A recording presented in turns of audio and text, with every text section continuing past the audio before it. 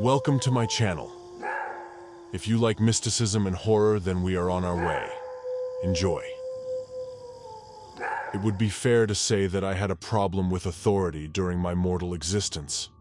I guess that's why I got assigned the punishment I did once I arrived in hell. As you can imagine, rebellious behavior isn't exactly encouraged here in the underworld. The devil and his cohorts do not tolerate dissent from the damned, and it's definitely not advisable to end up on Satan's wrong side. I wasn't a good guy when I was alive. I guess that goes without saying, but it's worth repeating. However, I'm not the worst man to ever be condemned to the underworld, and I often wonder whether I deserve my fate. I did some bad shit for sure, but I was never a psychopath or serial killer.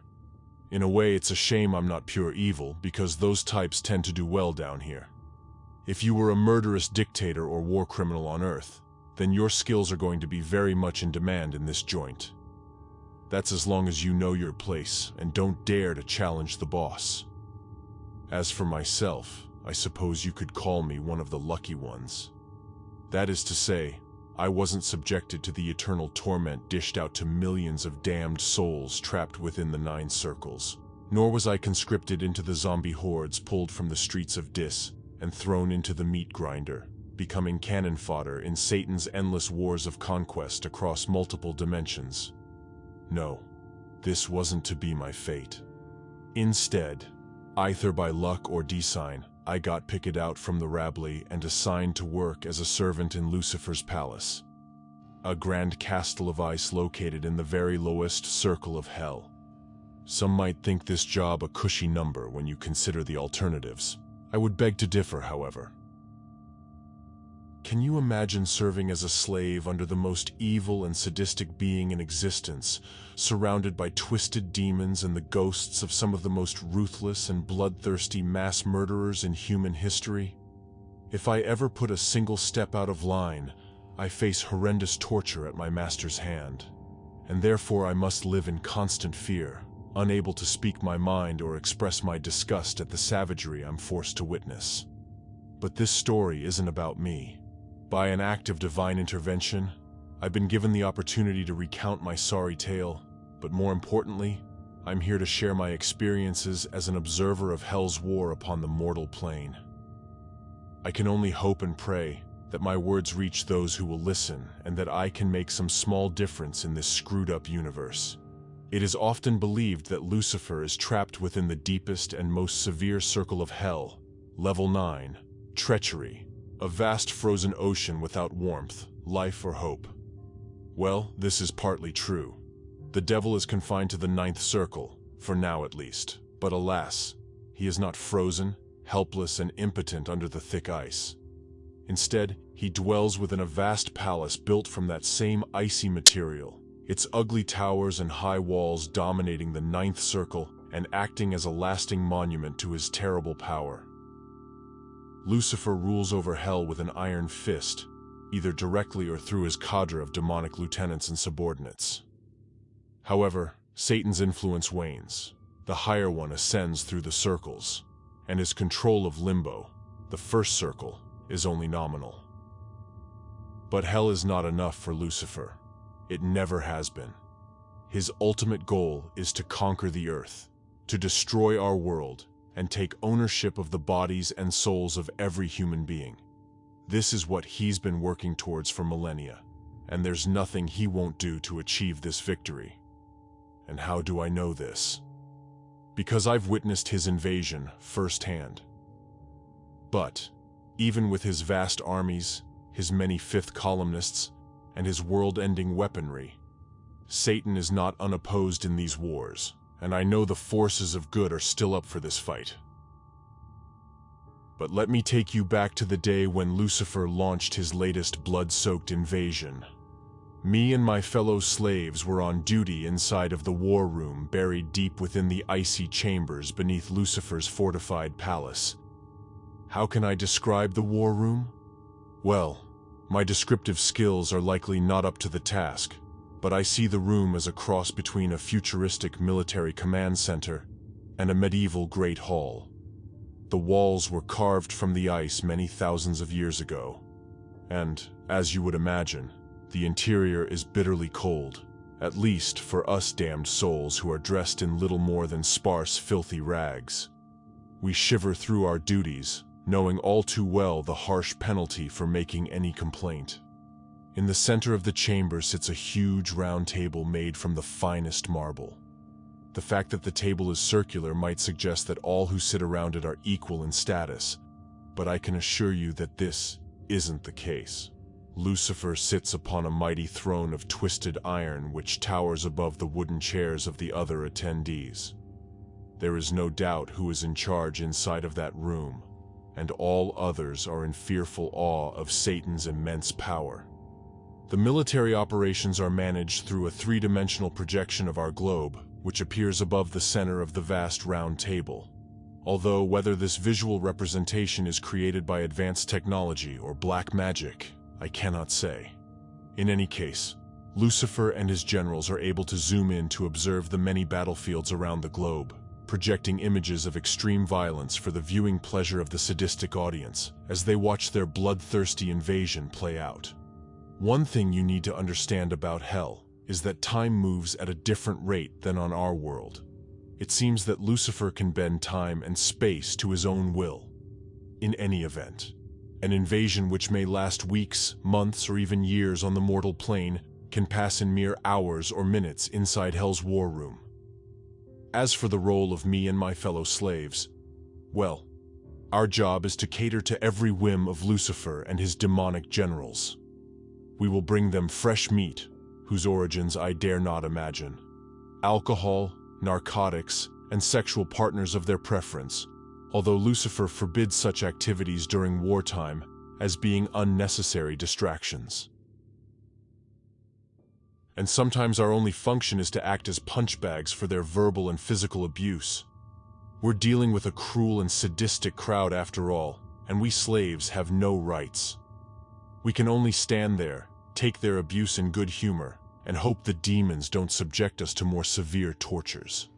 What's important, however, is that we are present, and even though our masters insist we remain silent and invisible, we witness all that occurs in that horrifying room, and I saw it all on that extraordinary day in the pits of hell. Let me begin by introducing the cast of this horrid tale. Well, there's the main man, of course, Lucifer, Satan, the devil, Lord of the Flies. He is probably the second most powerful entity in existence, and boy, he's pissed at not being number one. Satan has been bitter and enraged ever since his failed rebellion and banishment from God's kingdom.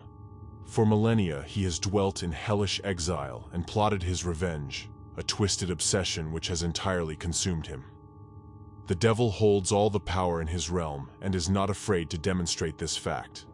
I have personally witnessed the devil ripping his victims limb from limb with his bare hands, only to summon a dark magic to stitch them back together again.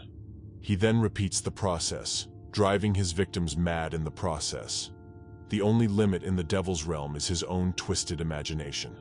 Satan can also take many physical forms: a horned minotaur, a black dog with burning red eyes, and a crimson dragon which spits white fire.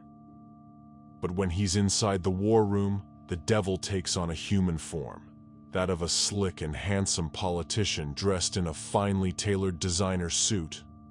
Or perhaps this is just how he appears to me. I guess it makes no odds in the end. I'm sure of one thing, however. No one who's ever laid eyes upon the devil on his home turf could ever mistake him. I don't know whether it's his piercing, predatory eyes or his booming, godlike voice, but Lucifer has a dark aura around him, which forces all to submit to his will out of sheer terror.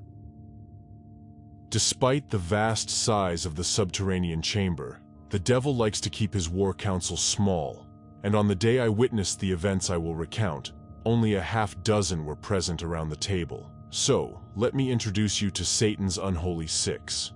3 of their number are demons, fallen angels who've been with the devil ever since his failed rebellion in heaven. There are many thousands of demons within the ranks of Hell's army, but these 3 are at the top of the pile, Lucifer's most trusted lieutenants and advisors, dedicated to implementing his horrific plans and fully prepared to inflict mass casualties in their pursuit of total victory. They also take the appearance of human beings while sitting around the war table.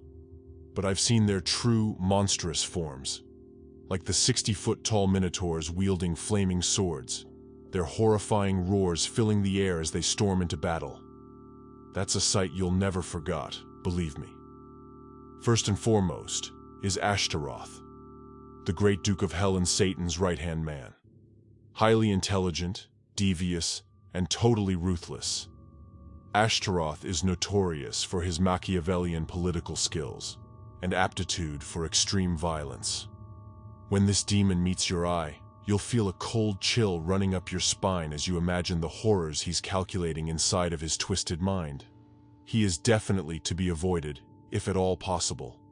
Next in line is Minos, Judge of the Dead and Gatekeeper of the Second Circle. All who enter Hell must pass through Minos and face his judgment, and he will decide your fate and assign you to one of the torturous 9 circles. In addition to his gatekeeper role, Minos is also responsible for recruitment into Hell's army. Millions of lost souls make up the rank and file of Satan's combat divisions. They're cannon fodder, of course, entirely expendable and ready to be thrown into the meat grinder at a moment's notice. These soldiers are press-ganged into service, but most are grateful to escape the endless torment of the circles. Minos is known to take the form of a bearded giant with a snake-like tail which wraps around his muscular body. But, in the war room, he looks quite normal, handsome even, although with a well-concealed malice behind his dark eyes. On the surface, Minos is a loyal lieutenant serving under Lucifer, although I always sensed an underlying tension between the two. Last of the demons is Leviathan, Grand Admiral and commander of Satan's naval forces. Pale-skinned, robed, and hairless, Leviathan takes the form of a warlock whilst attending the council, and he is indeed very powerful. He alone has the ability to summon and command the gigantic Kraken, ancient sea monsters which slumber in the darkest depths of the oceans, waiting to rise the surface and wreak havoc upon our shipping lanes and ports. These Kraken are vast in size, and one is easily capable of grasping hold of an aircraft carrier or oil tanker with its mighty tentacles before dragging the boat down into the icy depths. And Leviathan doesn't have just one sea monster under his control, he has dozens. Satan's admiral says little during these war councils, but there's no doubt that he plays a crucial role in the devil's devious plans. The other 3 council members are not demons, but rather damned souls. These are Satan's generals, hand-picked to coordinate his invasion and command his vast armies. All were famous or infamous military leaders, who I suspect you might have heard of. First, there's Erwin Rommel, or the Desert Fox as he was known on the mortal plane. The German general became famous due to his stunning performance as a tank commander during World War II, serving in France, North Africa, and France, again before his death in October 1944. As he sat in the war room, Rommel looked near identical to the photographs I recall seeing in the history books, right down to his chiseled Aryan looks and spotless Wehrmacht officer's uniform. The German may have been deceased, but he remains a true professional committed to winning, even if the cause isn't his own. He is considered the best of Satan's generals and has a position of authority over the others. Next around the table is Belisarius, military commander of the Byzantine Empire during the 6th century, and instrumental in reconquering most of the Mediterranean during a series of battles and wars spanning several decades. Sometimes called the last of the Romans, Belisarius is remembered on our world as a great strategist and brave general who fought side by side with his troops. But ultimately Belisarius was betrayed by Emperor Justinian, who ordered his general's eyes put out, leaving him as a blind beggar on the streets of Rome for the remainder of his life. In death, he remains blind, but his other senses are sharpened, and his strategic skills are as good as they were during his glory days. With his eyes removed and his hair and beard white and disheveled, Belisarius doesn't look like much at first glance. But he's been fighting Lucifer's wars for centuries and should not be underestimated. Last but not least on Satan's council is Boudica, queen of the ancient Iceni tribe, who led an uprising against the Roman occupiers in 1st century Britain. Clad in red robes and with long flowing hair, Boudica is known for her beauty, but also her skill and strength in battle. Her name comes from the Celtic word for victory, and, despite her eventual defeat and death, Boudica is remembered as a heroine in Britain and beyond. This raises the question of how these military leaders ended up in hell, leading Lucifer's vile legions. They are hardly the evilest villains from history after all. Nevertheless, Rommel was Hitler's general, Belisarius slaughtered civilians during the Nika riots, and Boudica's army put 80,000 Romans to the sword during her bloody rebellion. The truth is, few escape from war without committing mortal sins, and you're probably wondering why the worst monsters and mass killers from history don't have a seat at the table. Where are Genghis Khan, Hitler, Stalin, and Mao, you might ask? Well, don't worry, they're all here in hell. The trouble is, such megalomaniacs don't take well to being number two, and Satan never full trusts these dictators as he fears they'll stage a revolt against his rule. For those reasons, these human monsters are regulated to the very lowest level of hell, a little-known torture chamber located beneath the frozen sea of the Ninth Circle. Down in the icy depths, they are subjected to unimaginable and endless torture. You can sometimes hear their desperate, mad screaming through the ice, a chilling reminder of the fate of those who would dare challenge Satan in his own kingdom. So, on that fateful day, the huge ice chamber which served as the devil's war room was the place of work for me and 2 other damned souls. I don't know their names or what they did in life to end up down here. One learns pretty quickly that hell isn't a place for making friends. The 2 young men who served alongside me were anonymous and largely silent, but I could see the pure terror in their eyes and knew they were as scared and horrified as I was. But that didn't make us allies. Desperate souls have a habit of stabbing you in the back. It's every man or woman for themselves in hell. I learnt this lesson the hard way. The 3 of us stood silently at the back of the chamber beside a table of both raw and cooked meat, countless bottles of alcohol and drugs of every description. We would obediently serve the demonic attendees whatever they wanted, although I knew from past experience that Lucifer didn't want hedonistic distractions during his invasions, and so we were likely to remain as silent observers throughout the events to come. Now, this wasn't the first time I'd witnessed this sequence of events, but I am always awestruck when the devil summons a 3-dimensional globe the size of a football pitch above the war table, an incredibly detailed and live holographic image of the planet Earth. When he did so, I looked upon the green continents and blue oceans of my home world and felt a terrible sickness deep in the pit of my stomach, because I knew what was coming next and felt for the billions of people who were about to suffer a horrific fate. And then, Lucifer spoke to open the proceedings, his booming, godlike voice filling the huge chamber with ease.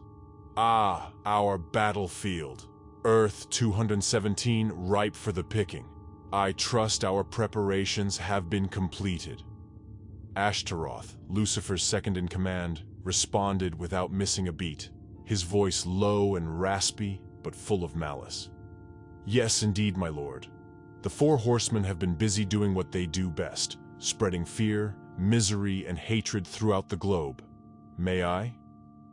Lucifer gave his subordinate a curt nod, and the demon used his black magic to take control of the holographic globe, zooming in on each continent as he provided his quick-fire briefing. In Africa, we have multiple wars, famines, and pestilence. The conflict between NATO and Russia is heating up in Eastern Europe. The Middle East is in bloody chaos. The Chinese are preparing for their seaborne invasion of Taiwan. North Korea will soon attack their neighbors to the south. The United States is sleepwalking into civil war. The global economy has all but collapsed. The environment is rapidly deteriorating. People are scared, angry, and increasingly desperate. Good, very good. The devil replied with a sadistic glee. And what of our forces? It was Minos who answered this time. delivering his summary in a businesslike tone like he was a high-up bureaucrat. All is progressing on schedule, my lord. 20 million lost souls harvested from the 9 circles, their energy converted into balls of flame. Half are ready to fire against their assigned targets, while the other half will be held in reserve. 50 million undead pulled from the slums of Dis are standing by to advance in the first wave. 100,000 demons have been mobilized into our elite legions and deployed to the Hellmouths. 500,000 harpies will descend from the skies, and 250,000 wolfmen have already entered the mortal realm to prepare the way for our invasion. Good, Lucifer replied, although not as enthusiastically as before. His invasion plans relied upon Minos' efficiency and his ability to mobilize vast armies from the 9 circles. Nevertheless, I got the distinct impression that the devil didn't fully trust Minos and regarded him as a potential rival. Last but certainly not least, what of our naval force? The devil inquired. Leviathan answered in a soft voice which somehow still managed to carry across the chamber to my ears. All is as it should be, my lord. The Krakens are awakening from their slumber, and shall soon rise from the depths to take control of the 5 oceans. Likewise, our serpent hordes stand ready to attack ports on every coastline. Fine, fine, said Lucifer. Well, I see no reason to delay. Let us begin the first phase. Next came the moment I'd been dreading so badly, as the Lord of Hell unleashed death and destruction upon the world with a mere click of his fingers. My companions and I could only watch on in abject horror as many natural disasters occurred across the globe. Earthquakes, volcanic eruptions, forest fires, tsunamis, floods, hurricanes and tornadoes, all happening simultaneously and on every continent.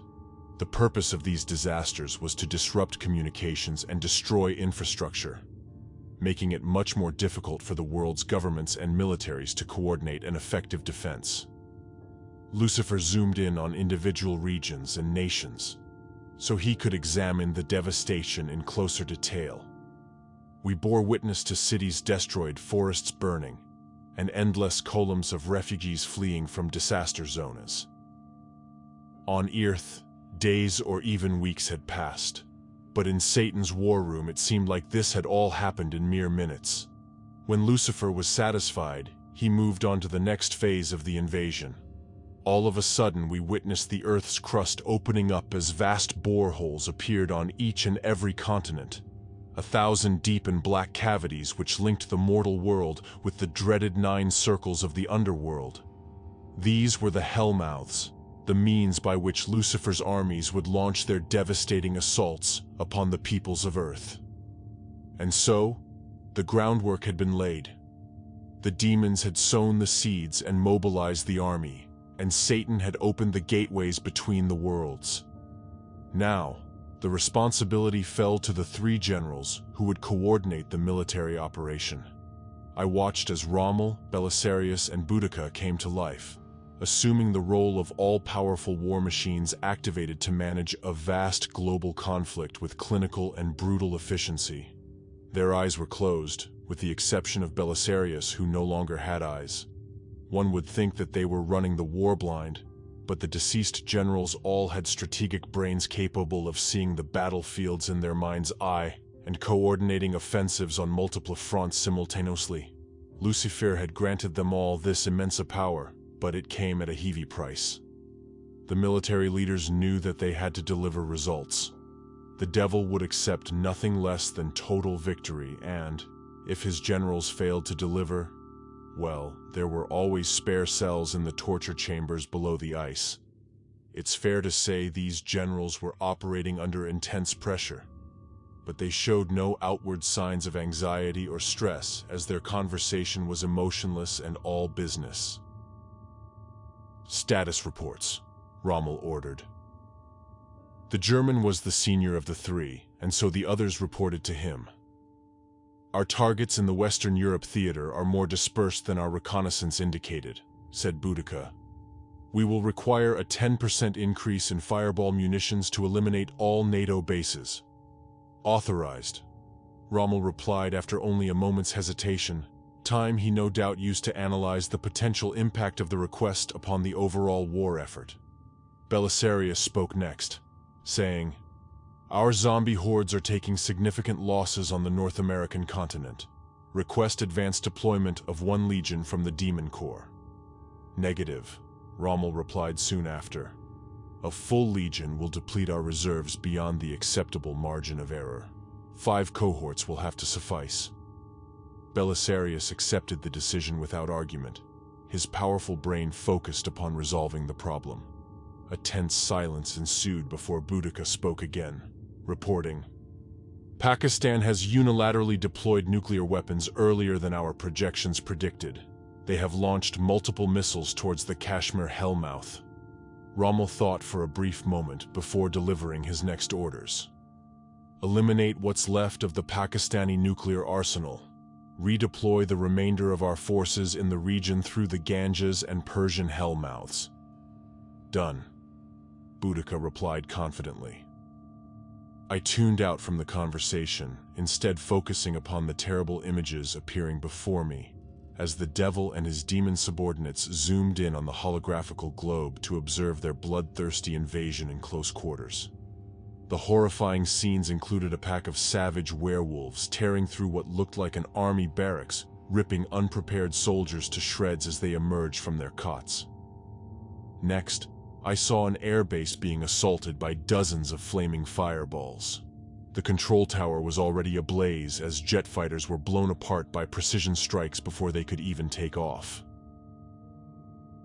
Next came images of zombie hordes on the streets of Paris tearing into civilians and soldiers alike in a sickening bloodbath. 60-foot-tall demons stomping across cornfields and smashing armored vehicles and tanks to pieces with their flaming swords.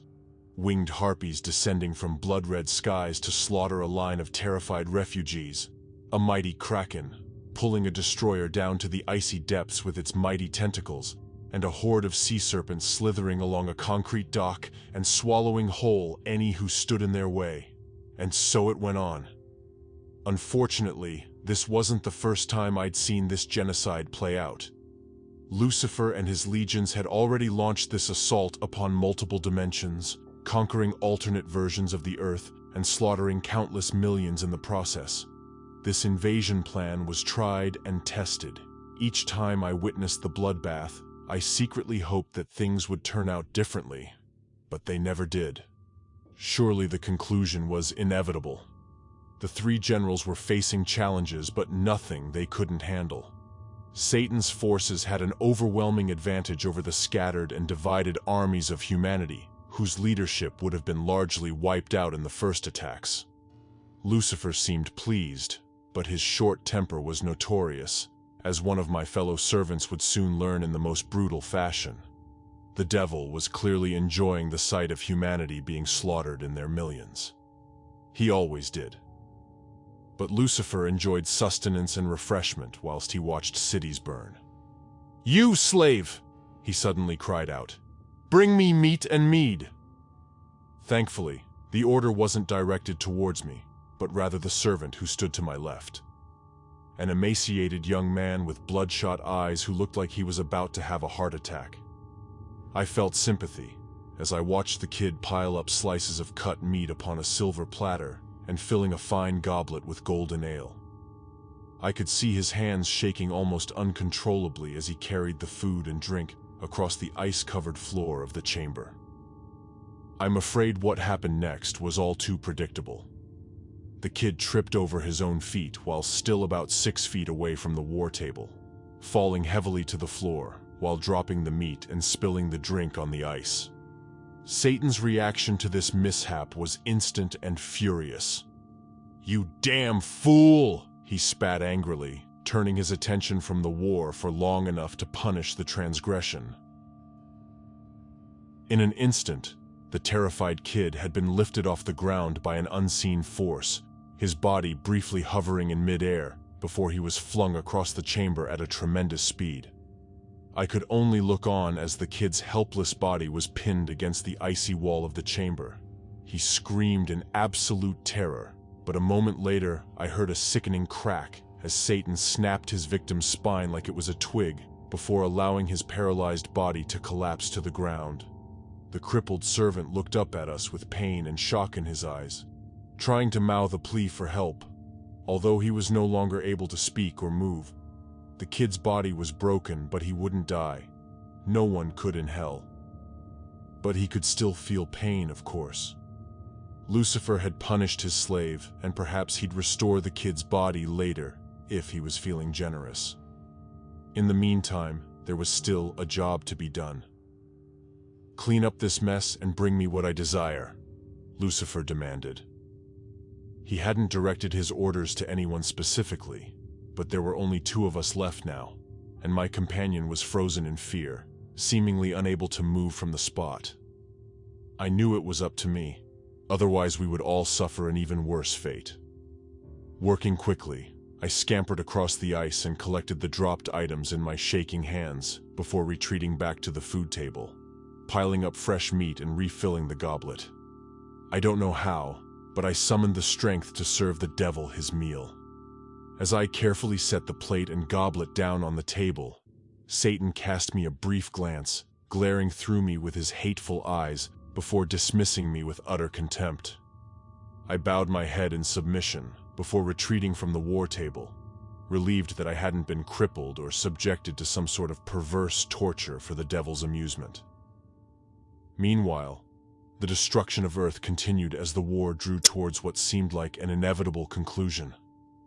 "My lord," Rommel announced, "the world's surviving political and military leaders are discussing their final strategy." Ashtaroth interrupted at this point, speaking for the first time since the beginning of the briefing. "Our agents have been working hard, whispering our message in the ears of desperate politicians and generals. I am confident that they will decide to deploy the nuclear option." "Excellent," the devil replied with a twisted grin on his lips. "You might find it crazy that Lucifer and his minions would actually want the human race to use nuclear weapons and effectively destroy the planet in the process. But in fact, this is all part of the plan. The devil doesn't care if his armies are disintegrated in atomic fires. He can always replace his foot soldiers. There's no shortage of damned souls in the Nine Circles, after all. Nuclear apocalypse will do nothing to stop his invasion, but it will hasten the extinction of humanity, which is the ultimate goal. Believe me when I say, Satan is quite happy to burn the whole world down just so he can rule over the ashes." I had tears in my eyes and a sickness in the pit of my stomach as I watched the missile launch sites light up across the globe, both from ICBM silos and nuclear submarines at sea. Soon, thousands of missiles rose into orbit before beginning their descent towards their targets. I lowered my head in grief, feeling sure that I was about to witness the death of yet another world. But what happened next was something I never could have anticipated. I saw flashes of white light and looked up at the globe, astonished as the missiles were plucked from the air one by one, taken out by an unidentified force before they could hit their targets and detonate. It seemed like this development took everyone by surprise, as the tension inside of the chamber nearly reached breaking point. A length pause ensued as we all watched the nuclear apocalypse being diverted, and then Lucifer reacted with predictable fury. "What the fuck is this? What have you morons done?" His tirade was aimed towards his three generals, their former confidence now gone as their war plan fell apart in front of their very eyes. The normally unflappable Rommel was suddenly lost for words, his jaw dropping and eyes widening in raw panic. Instead, it was left to Boudica to blurt out a response. "My lord, we have followed the protocols to the letter. There is no way we could have predicted this development." "Unacceptable," the devil screamed. "I will not tolerate failure." In an instant, Lucifer rose from his throne and raised his claw-like hands, summoning fire from thin air and shooting a stream of napalm-like flames towards the trio of hapless generals. The three didn't even have time to flee before the unholy fire engulfed them all, burning their undead bodies in a horrific inferno as their blood-curdling screams echoed off the chamber walls. I knew I could well be next, and so I instinctively dived for cover behind the food table. The devil missed me, but my companion wasn't so lucky. He tried to run but didn't get far. Lucifer must have seen him out of the corner of his eye, and he fired a ball of white flame which hit the servant as he ran, burning his skin and flesh in a sickening display. I remained in hiding as Satan remonstrated with his demon lieutenants. "How in hell did this happen?" he asked angrily. "I demand an explanation." Ashtaroth struggled to come up with an answer, his usually cool demeanor beginning to crack. "My lord, this is an unexpected setback to be sure, but there is no need for despair. We can regroup our forces and—" Suddenly, Minos interrupted, much to his fellow demon's annoyance. "My lord, perhaps this is the scenario we previously discussed. It appears to me that heaven's forces have intervened to disrupt our invasion." Lucifer turned on his subordinate, a renewed fury in his dark eyes as he spat. "Lies! He would not dare to challenge me." Either by chance or design, the response to the devil's defiant words was instantaneous, as a thunderous roar filled the chamber, and the ice-covered ceiling above us was broken, a vast hole appearing as a bolt of lightning tore through, striking the center of the marble war table and smashing it into a million pieces. The devil roared as he stepped up from his throne and prepared for battle. But a moment later, and a second thunderous bolt struck, lighting up the dark chamber and hitting Lucifer directly, throwing him off his feet and down to the ice. I was astonished by this sudden turn of events, but the battle had only just begun. I looked up as a trio of figures engulfed in white light soared through the newly created hole in the ceiling and descended into the chamber. 3 angelic warriors, each one winged, 12 foot in height and ferocious looking. They landed in the center of chamber and emitted furious war cries as they drew their weapons and threw themselves into battle. At their head was a woman with long, flowing blonde hair and a sword of white flames. Behind her were 2 male angels with stern faces and wielding long war pikes with sharpened tips that lit up the darkness. The devil remained on the floor after the lightning strike. I hoped he was dead, but knew this was likely impossible. But he was unable to fight in that moment, so it was left to his demonic lieutenants to defend his inner sanctum. Ashtaroth and Leviathan soon rose from their seats and began to transform into horrifying monsters. Ashtaroth rapidly grew in size as horns emerged from his head, and his teeth turned into razor-sharp fangs. A flaming sword of red fire appeared in his claw-like hands as he screamed and charged into the fight, meeting the female angel in the center of the chamber as their magical blades clashed. Meanwhile, Leviathan's arms transformed into long tentacles adorned with suckers and hooks, while his mouth became a hideous squid-like beak. He reached out with his left tentacle, taking one of the male angels by surprise as he wrapped his appendage around the angel's vulnerable body, squeezing with immense strength and crushing his screaming victim without mercy. Leviathan attempted to repeat the trick with the third angel, but Winged Warrior was too quick, dodging the attack before thrusting his spear straight through the monster's beak. The spear penetrated deep into the demon's throat, forcing the beast to squeal in pain as he collapsed onto the ice. Minos was the last of the 3 demons, and his response to the violence was telling. He chose not to stand and fight against the angelic assault, instead fleeing to the heavy iron doors and exiting the chamber, slamming the door shut behind him. I don't know whether Minos fled due to cowardice or a lack of loyalty, but his hasty retreat from the battleground placed Hell's forces in a precarious position. Ashtaroth and the female angel fought a fierce sword battle across the chamber floor. But the ancient demon had not fought hand-to-hand for a long time, and so his opponent eventually got the better of him. The demon swung his sword and missed, burying his blade in the cold ice.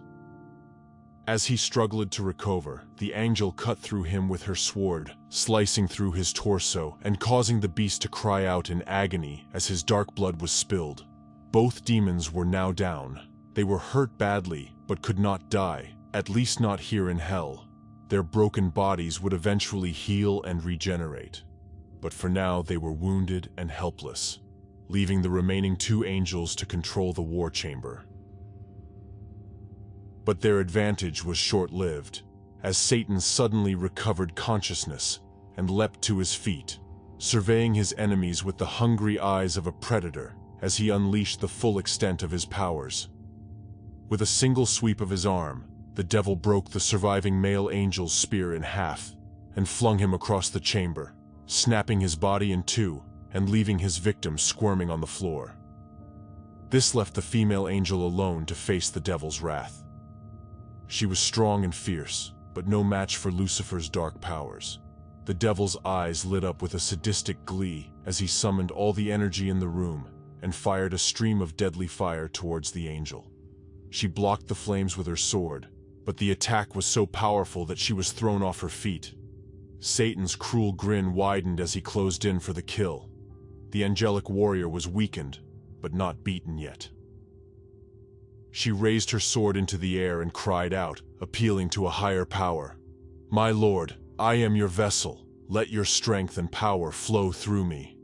The response from heaven was instantaneous, as a second later a fresh bolt of lightning, the most powerful yet, tore through the hole in the ceiling, using the angel's sword as a conductor. Her blade burned fiercely as she absorbed and made use of God's immense energy. Aiming the sword, she fired a stream of blue fire, but it was not directed at Lucifer's body, but rather the ground he stood upon. The ice under his feet shattered, and Lucifer screamed as he fell into the freezing waters below.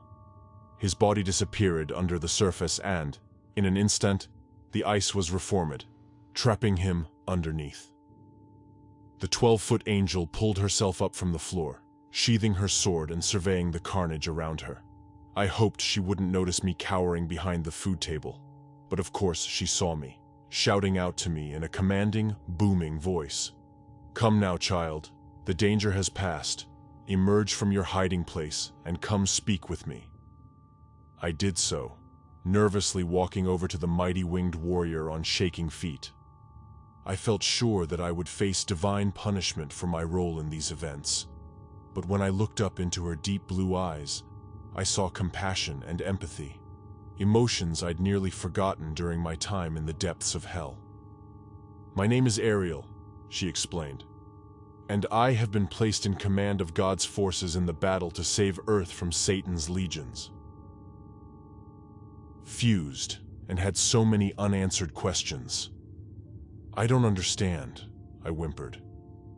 "This invasion has already played out so many times across the dimensions. I've seen it happen on world after world, and this is the first time you people have intervened."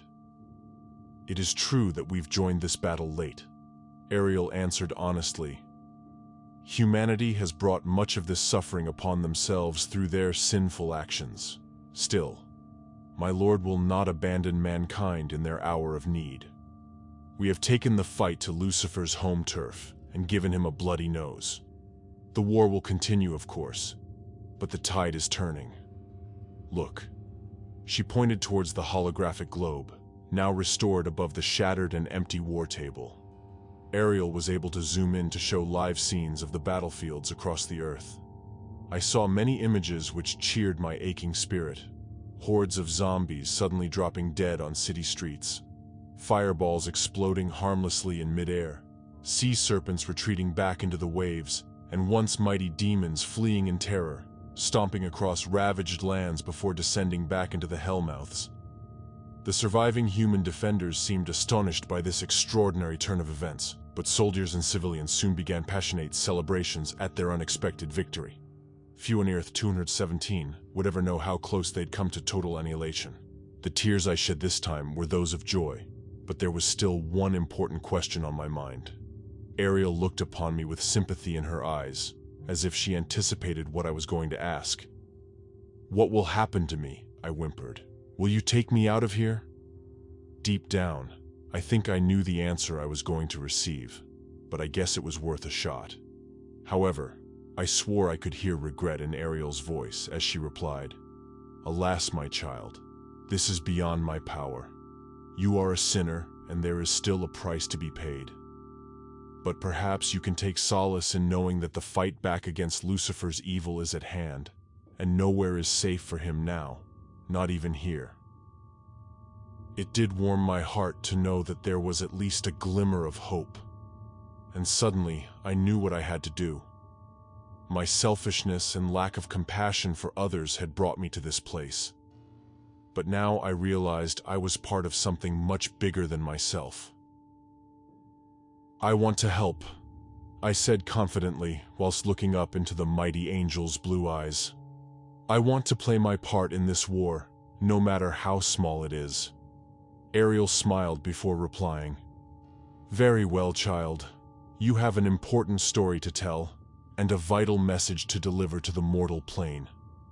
I will permit you to do so, in the hope that this will assist our righteous cause. And so here it is, my story, for what it's worth. Many will refuse to believe my account and will not heed my warning, but I think some will realize what is coming and will make the necessary preparations, both practical and spiritual. This war is far from over and, in the end, every Earth in the multiverse will have to face the threat of Hell's invasion. But humanity is not alone in this fight, and with Heaven's help, we can prevail. My own fate is unclear. It is highly likely that the devil will punish me for my transgressions, but he will never break my renewed spirit. And if your sinful past brings you to Hell's 9 circles, please know that you'll have at least one ally amongst the millions of lost souls. Godspeed, my friends.